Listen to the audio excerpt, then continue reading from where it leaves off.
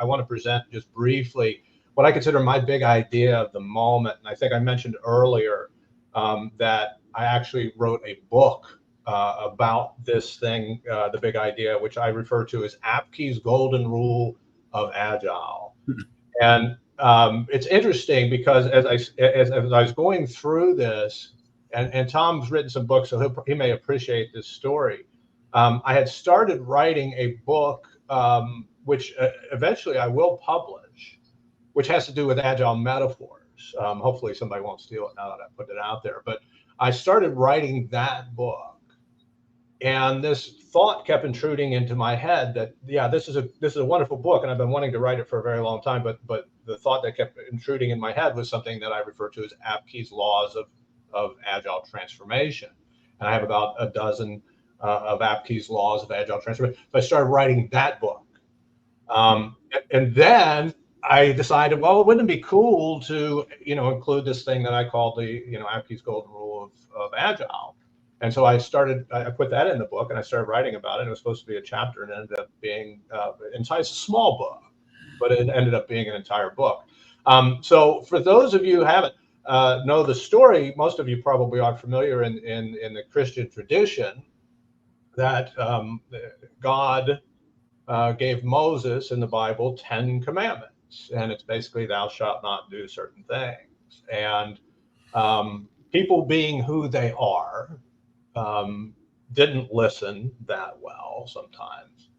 And what happened is, they didn't do a very good job. I'm guessing, maybe a little bit off the cuff, but we're good with 7 plus or minus 2, so 10 was out of bounds as far as short-term memory. Either way, in the Bible, and God sends Jesus down, his son, to help folks out, and he comes up with what he refers to as the golden rule, which is you should treat others as they wish to be treated, something of that nature. And almost all religions have this notion of treating others as we wish to be treated, but that is sometimes referred to as a golden rule. And I'm pondering this for some strange reason. I'm also thinking about if I had the ability to take, there's only 10 commandments. Now there's 4 values and 12 principles, which are, again, something very near and dear to my heart. I wrote a book about that. It was actually 16 blog posts, which we slammed into a book, which is going to be, 10 years old in June. Believe it or not, it still sells. I just checked on Amazon because I was putting up my new book and getting it formatted and everything. And I think I'm 6th right now in project management books or something like that, which sounds really great, but nobody's going to make a huge amount of money off of selling books. So I said, could I come up with a golden rule of Agile? 4 values, 12 principles. It's a lot to remember. And I just did this recently. And the golden rule is this, those of you who are waiting, is we deliver the optimal value to our customers in the shortest possible time.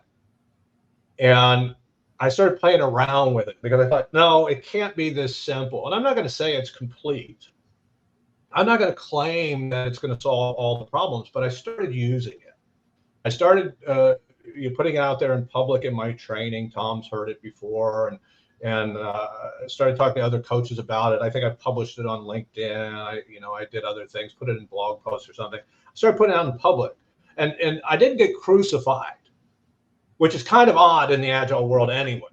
As soon as you put anything out there, you get crucified for it. So I didn't get crucified, and I figured, okay, maybe there's something here. And so as I started incorporating it in my training, I incorporated it in what I refer to as the second day of training. In day 1, I'm doing an introduction to Agile and Scrum. In day 2, I'm doing what I refer to as backlog management, this relative estimation that we'll talk about next week. And I started teaching that golden rule because it becomes really important. It's about the customer, it's about the value, and it's about the time that it takes to deliver that value.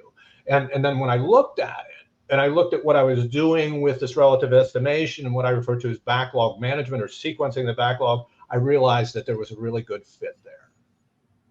Because what we're talking about in the golden rule is 3 things. And in order to be successful, we need to really take and focus on these 3 things. And what are those 3 things? Well, they're the customer, We need to know our customers. We need to know them very well. And Tom, it's good that Tom's here because he worked at a place that does a better job of figuring out how to know their customers, and we'll speak to that in a second, than anyone probably. You need to know the value of the things that you could bring to your customers, and you need to know the time that it would take to deliver that value. If you know those three things and you figure out how to put those in a sequence, you're probably going to win. And that's really the big idea today, is to focus on those three things. And that's what this Apke's golden rule of Agile allows us to do.